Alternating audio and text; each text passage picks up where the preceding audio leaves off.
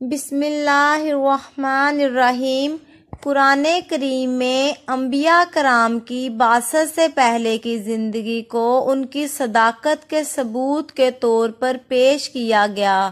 آن حضور صلی اللہ علیہ وآلہ وسلم اپنی رضائی والدہ کے پاس مکہ سے باہر رہے اور بنو سعد کے بچوں میں کھیل کود کر بڑے ہوئے۔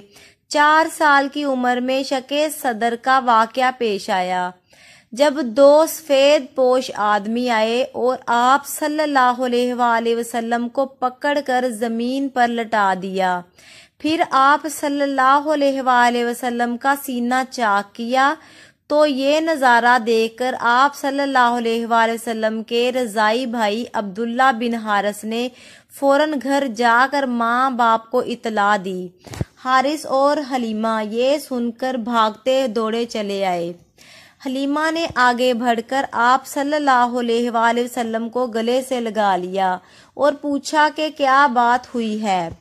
آپ صلی اللہ علیہ وآلہ وسلم نے سارا ماجرا بتایا کہ انہوں نے میرے سینے میں کوئی چیز تلاش کر کے نکالی اور باہر پھینک دی۔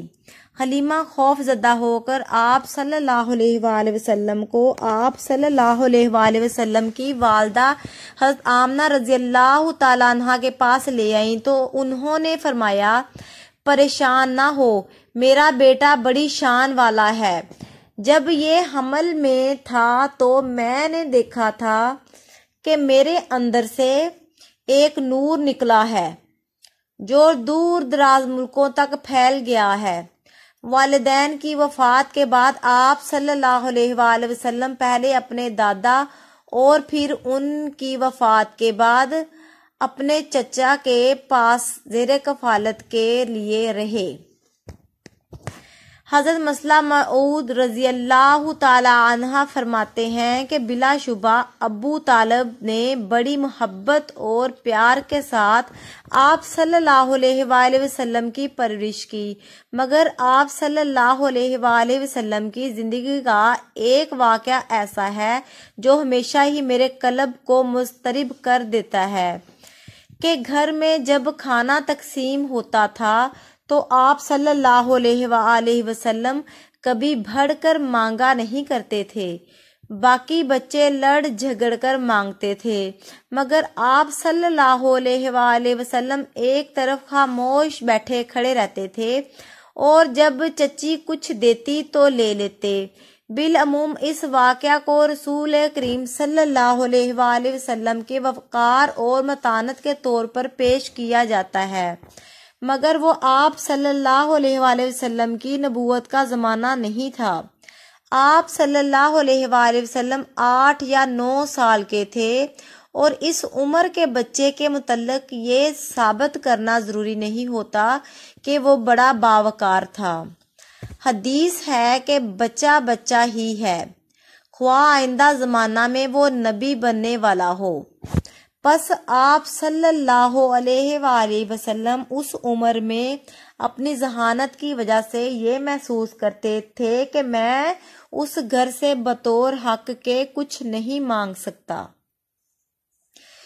جو بچے ذہین نہیں ہوتے وہ چچی اور ماں کا فرق زیادہ نہیں سمجھتے اور چچی سے بھی اسی طرح لڑ جھگڑ کر چیزیں مانگ لیتے ہیں جس طرح اپنی ماں سے لڑ جھگڑ کر چیزیں مانگ لی جاتی ہیں۔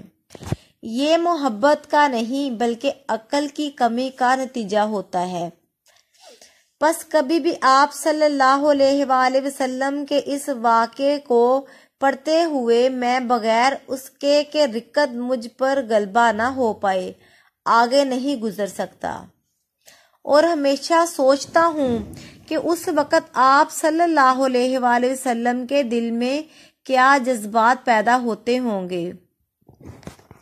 حضور صلی اللہ علیہ وآلہ وسلم 12 سال کی عمر میں ابو طالب کے ساتھ شام کے ایک تجارتی سفر پر گئے تو بصرہ کے مقام پر رہنے والے عیسائی راہب بحیرہ کی خانقاہ کے قریب جب آپ پہنچے تو جب قریش کا یہ قافلہ پہنچا تو بحیرہ نے کشفی نظارہ دیکھا۔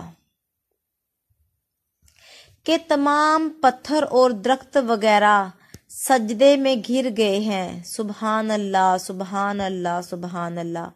اسے معلوم تھا کہ الہی نوشتوں کی روح سے ایک نبی مبعوث ہونے والا ہے، اس لیے اس نے اپنی فراست سے سمجھ لیا کہ اس قافلے میں وہ نبی موجود ہے، اور اپنے قیافہ سے حضور صلی اللہ علیہ وآلہ وسلم کو پہچان لیا۔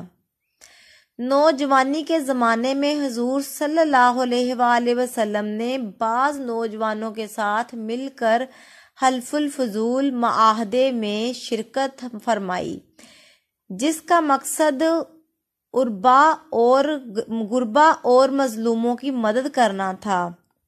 زمانہ نبوت میں آپ صلی اللہ علیہ وآلہ وسلم نے فرمایا، اس معاہدے کے مقابلے میں اگر مجھ کو سرخ اونٹ بھی دیے جائے تو میں اس سے نہ پھرتا، اور آج بھی ایسے معاہدے کے لیے کوئی بلائے تو حاضر ہوں۔ حضور صلی اللہ علیہ وآلہ وسلم نوجوانی کے عالم میں تھے تو اس وقت بھی اہل مکہ آپ صلی اللہ علیہ وآلہ وسلم کی صداقت اور امانت کے قائل تھے۔ کعبہ کی تعمیر نو کے وقت جب حجر اسود کو اس کی جگہ پر رکھنے کا جھگڑا سرداران قریش کے درمیان پیدا ہوا اور رات گئے بحث کے نتیجے میں کوئی فیصلہ نہ کیا جا سکا، تو ابو امیہ بن مغیرہ نے کہا کہ اس نزاع کے تصفیہ کو اس شخص کے حوالے کر دو جو کل صبح سے پہلے یہاں آئے۔ سب نے اس رائے سے اتفاق کیا۔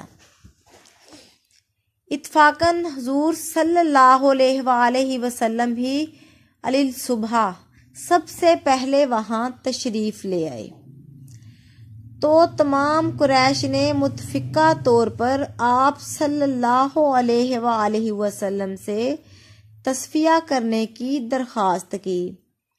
آپ صلی اللہ علیہ وآلہ وسلم نے ایک کپڑا بچھا کر اپنے ہاتھ سے اس پر حجر اسود رکھا، پھر سرداران قریش سے کہا کہ وہ چادر کونوں سے اٹھا کر اسے حجر اسود رکھنے کے مقام تک لے آئیں۔ جب وہ وہاں پہنچے تو آپ صلی اللہ علیہ وآلہ وسلم نے اپنے ہاتھ سے حجر اسود اٹھا کر اسے اس کی جگہ پر رکھ دیا۔ انفان شباب میں حضور صلی اللہ علیہ وآلہ وسلم نے اپنی رفیقہ حیات کے انتخاب میں خاندانی شرافت اور حضرت سیدہ خدیجہ رضی اللہ تعالیٰ عنہا کی ذاتی سیرت کو پیش نظر رکھا، اور پھر نہ صرف تمام عمر اس کو نبھایا بلکہ ان کی وفات کے بعد بھی ان سے وفا کا تعلق قائم رکھا۔